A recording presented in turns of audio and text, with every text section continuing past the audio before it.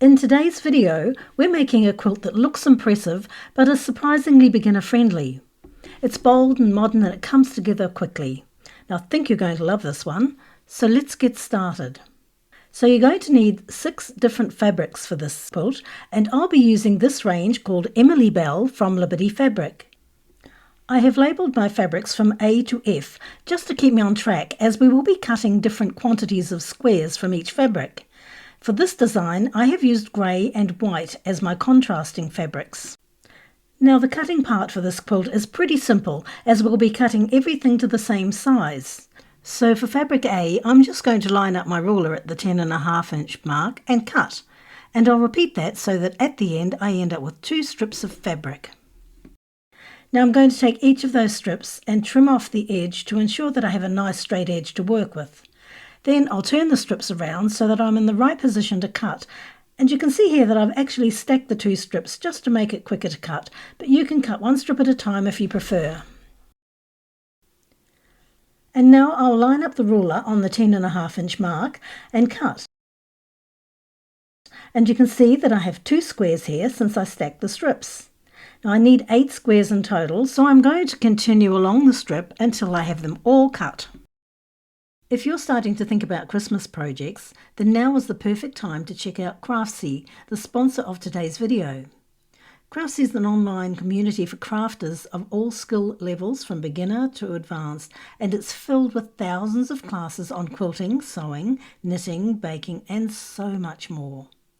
Now what I love is that you can sit down with a cup of tea, pop on a class and instantly get inspired. So whether you want to sew your own quilted Christmas tree skirt, build your own gingerbread house or make your own quilted Christmas stockings, well, Craftsy's got you covered. My favourite place right now is the patterns section, which has hundreds of different PDF patterns for you to download and get started on straight away. So if you're looking to make your own handmade Christmas gifts, this is the place to be. I'm especially loving these cute little purse organisers. Now the pattern includes all the cutting directions, the step-by-step instructions, and you can also follow along with the class for even more detailed instructions. And there are so many more patterns that you would make great gifts, like a coin pouch, a cosmetic bag, a sewing organiser, mug rug, and if you'd rather knit or crochet some gifts, there are loads of PDF patterns that you can download. And of course there are plenty of quilt patterns as well. Their instructors are knowledgeable and helpful, and the videos are super easy to follow, plus you can watch everything at your own pace. So if you're interested in joining Craftsy, they currently have a Black Friday special for new members, so just click the link in the description field below to get your first full year of Craftsy Premium for only $1.49. Now for fabric B, you'll need to cut 4 strips, but as with fabric A, they are all cut at 10.5 inches and then subcut into 10.5 inch squares, and you'll need 14 of them in total. Now we did our best to try and minimise waste for this quilt, but it just couldn't be helped, so just be aware that for some of the fabrics you will end up with a bit of extra fabric, like this one here for example. Now you just need to repeat the same process for all of the fabrics. Now I've added a table here so that you can see how many strips and squares need to be cut from each fabric. Just pause the screen, or better yet, you can download the full pattern for free from the website. And if you're one of our YouTube members, you can download the pattern from the membership section here on YouTube. Just check the description field below for the links. So here are all of my fabrics cut, and they all measure 10.5 inches by 10.5 inches. Now what I'm going to do is take each of my white and grey fabrics, and I'm going to turn each of them over and draw a line from corner to corner. I'm using a friction pen to do this, but if you don't have one, just use a fabric erasable pen of your choice. Just don't use a regular pen or pencil for this, as the mark will be permanent and may ruin your fabric. So I've drawn all the lines on these blocks, as you can see here, and I'm going to set them aside as we're now ready to create our blocks.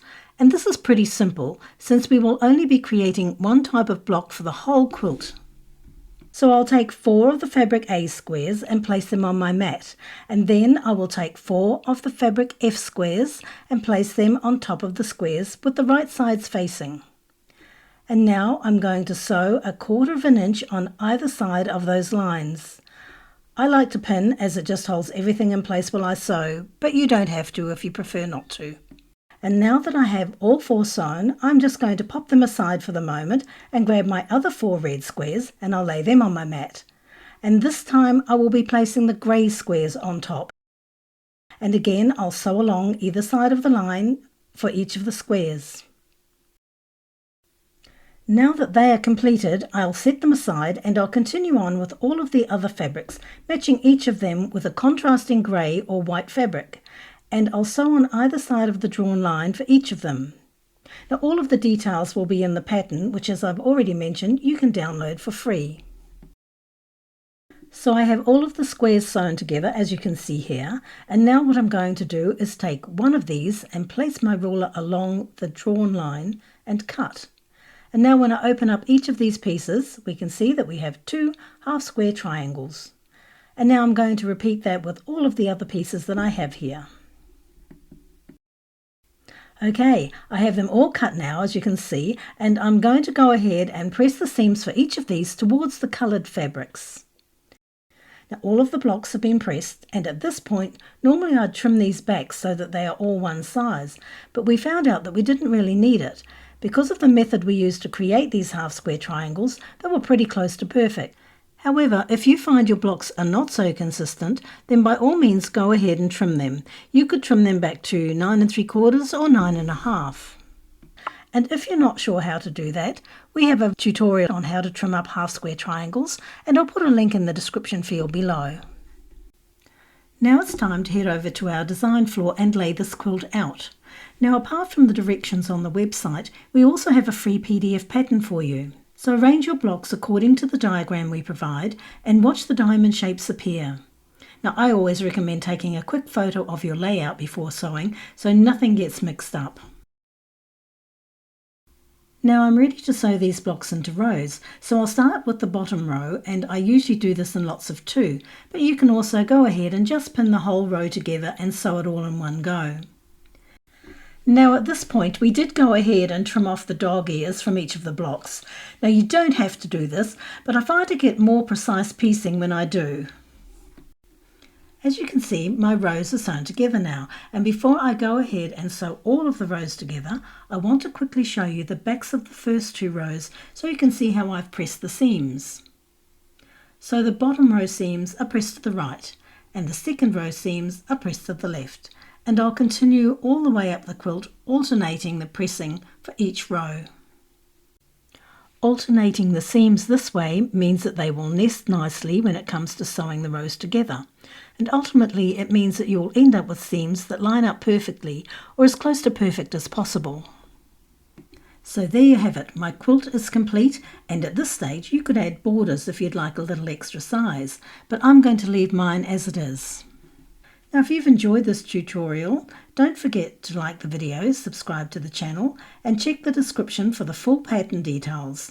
Now thank you so much for sewing with me today, and I'll see you in the next video.